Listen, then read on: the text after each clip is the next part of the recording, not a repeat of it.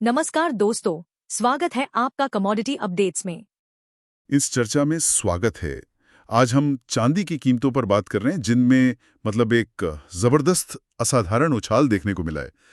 भारतीय बाजार में मतलब एमसीएक्स पर भाव 1,44,000 रुपए प्रति किलोग्राम के भी पार चला गया। ये तो एक नया रिकॉर्ड ही बन गया। जी हाँ, बिल्कुल। और ये सिर्फ भारत की बात नहीं है, अंतर्राष्ट्रीय स्तर पर भी देखें तो कीमत $46.5 प्रति ऑन्स के ऊपर है। ये पिछले मेरे ख्याल से 14 साल का हाई है। 14 साल का तो ये कोई छोटी मोटी तेजी नहीं है। हमारे पास जो भी जानकारी है, जो स्रोत हैं, वो इशारा कर रहे हैं कि इसके पीछे कई कारण काम कर रहे हैं। तो आज हम यही समझने की कोशिश करेंगे परत दर परत, खासतौर पे अमेरिकी अर्थव्यवस्था से जो सिग्नल आ रहे हैं और चांदी की अपनी जो सप्लाई डिमांड की कहानी है, उस पर भी ध्यान देंगे। चलिए शुरू करते हैं ये गहन चर्चा।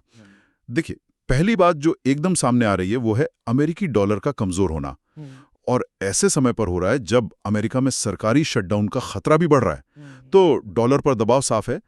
ये कैसे जुड़ा है चांदी से? हाँ, ये बड़ा क्लासिक रिश्ता है कमोडिटी बाजार में। देखिए, डॉलर दुनिया की रिजर्व करेंसी है। जब वो कमजोर होता है तो जिन चीजों की कीमत डॉलर में तय होती है, जैसे कच्चा तेल, सोना, चांदी, वो बाकी देशों के खरीदारों के लिए एक तरह से सस्ती हो जाती हैं। अच्छा, सस्ती हो जाती हैं। मतलब जैसे कोई यूरोप से खरीद रहा है तो उसे कम यूरो देने पड़ेंगे। बिल्कुल। मान लीजिए किसी के पास यूरो हैं या येन है, डॉलर कमजोर हुआ तो उन्हें उतनी ही चांदी के लिए कम यूरो या येन देने होंगे।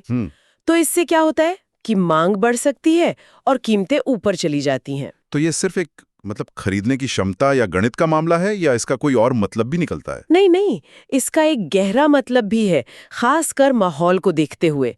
डॉलर का कमजोर होना, और वो भी तब जब राजनीतिक अनिश्चितता हो, जैसे ये शटडाउन का खतरा, ये निवेशकों को थोड़ा नर्वस करता है।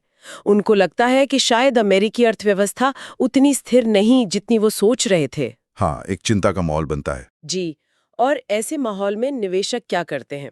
वो सेफ हेवन यानी सुरक्षित ठिकाने ढूंढते हैं। सोना और चांदी ये पारंपरिक रूप से सुरक्षित माने जाते हैं। तो डॉलर की कमजोरी सिर्फ गणित से चांदी को सस्ता नहीं बनाती, बल्कि अनिश्चितता के कारण उसकी मांग भी बढ़ा देती है।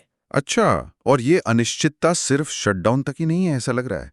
निवेशक इस हफ्ते अमेरिका से आने वाले कुछ महत्वपूर्ण आर्थिक आंकड़ों का भी बेसब्री से इंतजार कर रहे हैं।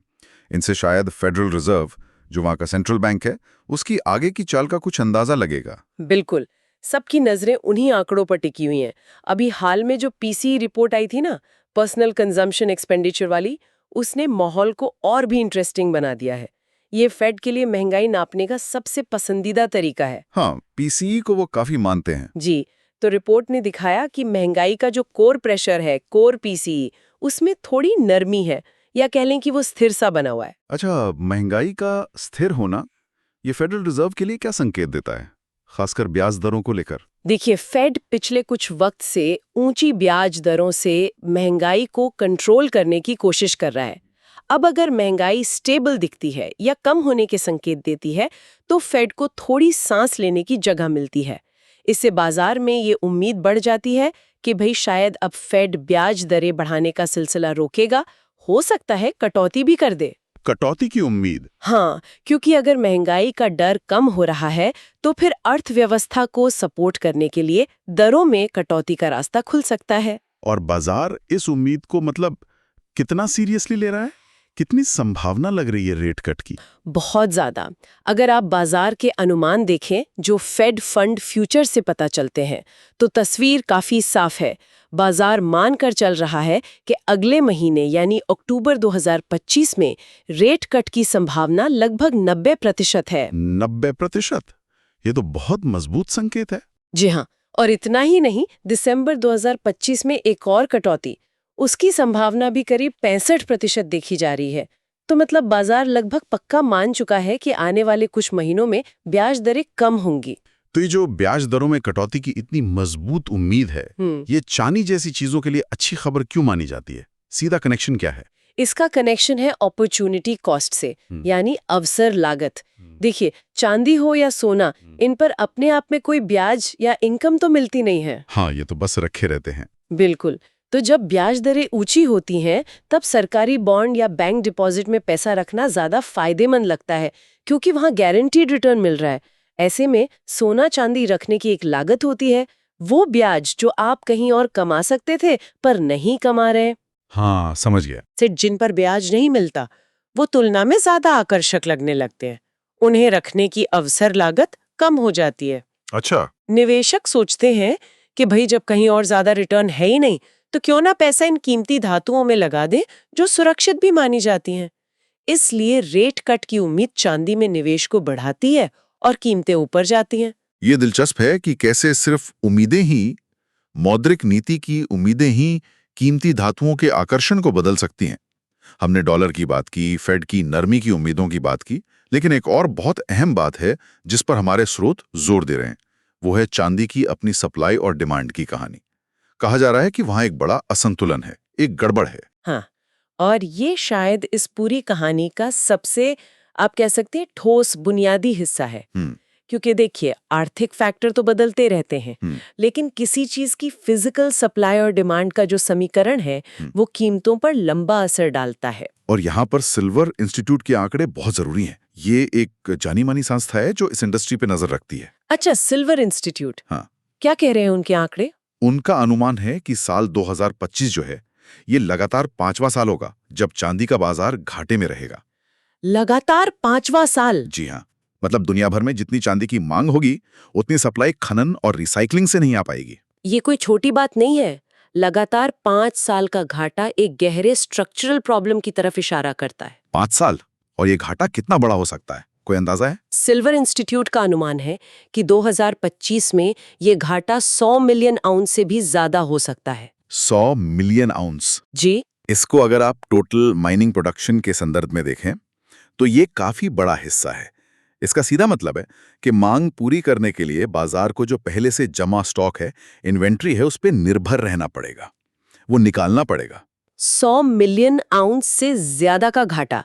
इसका मतलब हुआ कि जो चांदी तिजोरियों में पड़ी है, गोदामों में रखी है, वो खत्म हो रही है, कम हो रही है। बिल्कुल। हर साल अगर आप मांग पूरी करने के लिए स्टॉक में से निकालेंगे तो वो स्टॉक धीरे धीरे कम तो होगा ही। और जब सप्लाई टाइट हो और मांग मजबूत हो तो इकोनॉमिक्स का सीधा नियम है, कीमतें बढ़ेंगी। ये सिर्फ डॉलर का खेल या स्पेकुलेशन नहीं है, ये चांदी की असली कमी का नतीजा भी है जो कीमतों को सपोर्ट कर रहा है। हाँ, ये समझना जरूरी है कि ये मांग आ कहां से रही है, मतलब इतनी मांग क्यों बढ़ रही है। बहुत अच्छा सवाल है। देखिए, चांदी की ना दोहरी भूमिका है। दोहरी भूमिका? हाँ, एक तो ये कीमती धातु है, निवेश के लिए गहने, सिक्के, बार, ETF वो सब तो है ही, लेकिन ये एक बहुत महत्वपूर्ण इंडस्ट्रियल यानी औद्योगिक धातु भी है और इसकी औद्योगिक मांग तेजी से बढ़ रही है। अच्छा, इंडस्ट्री में कहाँ इस्तेमाल होती है ये? खासकर ग्रीन एनर्जी सेक्टर में। सोलर पैनल बनाने में चांदी बहुत जरूरी है, उसके बिना काम नहीं चलता। इलेक्ट्रिक गाड़ियों, EVs में भी इसका काफी इस्तेमाल होता है। 5G टेक्नोलॉजी जो आ रही है उसमें भी चांदी चाहिए। तो जैसे जैसे दुनिया क्लीन एनर्जी और नई टेक्नोलॉजी की तरफ जा रही है, चांदी की इंडस्ट्रियल डिमांड लगातार बढ़ रही है। अरे वाह! तो मतलब एक तरफ तो इन्वेस्टमेंट डिमांड है ही और दूसरी तरफ ये सोलर पैनल, EV, 5G, इन सब से नई औद्योगिक मांग भी जोर पकड़ रही है और सप्लाई उतनी तेजी से बढ़ नहीं पा रही। बिल्कुल सही समझ रहे हैं आप। माइनिंग प्रोडक्शन बढ़ाना कोई आसान काम नहीं है, बहुत धीमा और महंगा प्रोसेस है। नई खदानें खुलने में सालों लग जाते हैं। फिर पर्यावरण के नियम भी आजकल काफी सख्त हैं। हाँ, वो तो है। रिसाइकलिंग से कुछ सप्लाई आती है जरूर, लेकिन वो मांग में जो बढ़ोतरी हो रही है उसे पूरा करने के लिए काफी नहीं है। तो नतीजा क्या है? मांग लगातार सप्लाई पर हावी है, घाटा बढ़ रहा है, स्टॉक कम हो रहा है। तो अगर हम पूरी तस्वीर को एक साथ रखें, एक तरफ अमेरिकी डॉलर कमजोर है जिससे चांदी खरीदना सस्ता लग रहा है और सेफ हेवन अपील बढ़ रही है। दूसरी तरफ फेडरल रिजर्व से ब्याज दरों में कटौती की जोरदार उम्मीदें हैं जिससे चांदी रखने की अपॉर्चुनिटी कॉस्ट कम हो रही है। और इन सब के ऊपर चांदी के असली बाजार में सप्लाई की किल्लत है। लगातार 5वां साल घाटे का अनुमान है और औद्योगिक मांग है कि बढ़ती जा रही है।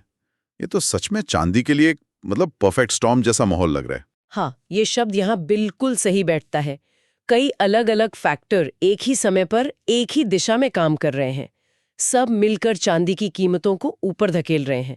आर्थिक माहौल भी, डॉलर, ब्याज दरें और फिजिकल मार्केट की सच्चाई भी, सप्लाई डिमांड दोनों एक साथ। ये दिखाता है कि चांदी की कीमत सिर्फ हवाई बातों या कागजी ट्रेडिंग पर नहीं टिकी है, बल्कि असल दुनिया में उसकी जरूरत और उपलब्धता का कितना बड़ा रोल है। तो हमने देखा है कि चांदी की जो रिकॉर्ड तोड़ तेजी है, इसके पीछे कई मजबूत कारण हैं। पहला, डॉलर की कमजोरी, खासकर सरकारी शटडाउन वाले माहौल में। दूसरा, अमेरिकी मॉनेटरी पॉलिसी में नरमी की उम्मीदें, मतलब फेड से रेट कट की बढ़ती संभावना। इसने निवेश के लिहाज से चांदी को ज्यादा आकर्षक बना दिया। और तीसरा, और शायद सबसे टिकाऊ फैक्टर, वो है चांदी की मांग और सप्लाई के बीच बिगड़ता हुआ संतुलन, जहां मांग लगातार 5वें साल सप्लाई से ज्यादा रहने का अनुमान है। और इसमें इंडस्ट्रियल डिमांड की भूमिका बहुत अहम है। जी, और ये समझना भी जरूरी है कि ये सब फैक्टर्स अलग थलग नहीं है, ये एक दूसरे पे असर डालते हैं। जैसे फेड की पॉलिसी डॉलर को हिलाती है, इकोनॉमिक डेटा फेड के फैसलों को प्रभावित करता है, और इन सब के बीच चांदी की अपनी सप्लाई डिमांड की कहानी भी चल रही है। चांदी की ये जो दोहरी पहचान है ना, कीमती धातु भी और औद्योगिक जरूरत भी, ये उसे कई तरह के बदलावों के प्रति बहुत सेंसिटिव बना देती है। ये सब देखकर एक बड़ा सवाल तो मन में आता है कि क्या ये तेजी आगे भी जारी रहेगी? क्या ये फैक्टर्स लंबे समय तक टिकेंगे, या ये बस कुछ समय का उबाल है? बिल्कुल। और यहीं से एक सोचने वाली बात निकलती है, जिस पर शायद हमारे श्रोता भी विचार कर सकते हैं। सोचिए, अगर सिल्वर इंस्टीट्यूट का ये सप्लाई में कमी वाला अनुमान सही निकलता है और फेडरल रिजर्व सच में ब्याज दरें घटाने के रास्ते पर चलता है, तो फिर चांदी की लंबी अवधि की तस्वीर क्या हो सकती है? खासकर तब जब हम जानते हैं कि सोलर पैनल, ईवी और दूसरी ग्रीन टेक्नोलॉजी में इसकी औद्योगिक मांग कम होने के बजाय शायद बढ़ने ही वाली है। क्या हम चांदी के मूल्यांकन के एक नए दौर की शुरुआत देख रहे हैं? ये एक ऐसा सवाल है जिस पर आगे भी नजर बनाए रखना जरूरी होगा। एक जरूरी बात, ये चैनल सिर्फ एजुकेशनल और इन्फॉर्मेशनल पर्पस के लिए है। बने रहिए हमारे साथ हर बड़ी कमोडिटी खबर के लिए, सिर्फ कमोडिटी अपडेट्स पर। चैनल को सब्सक्राइब जरूर कीजिए और बेल आइकन दबाएं ताकि आप कोई भी इंपॉर्टेंट अपडेट मिस ना करें। धन्यवाद।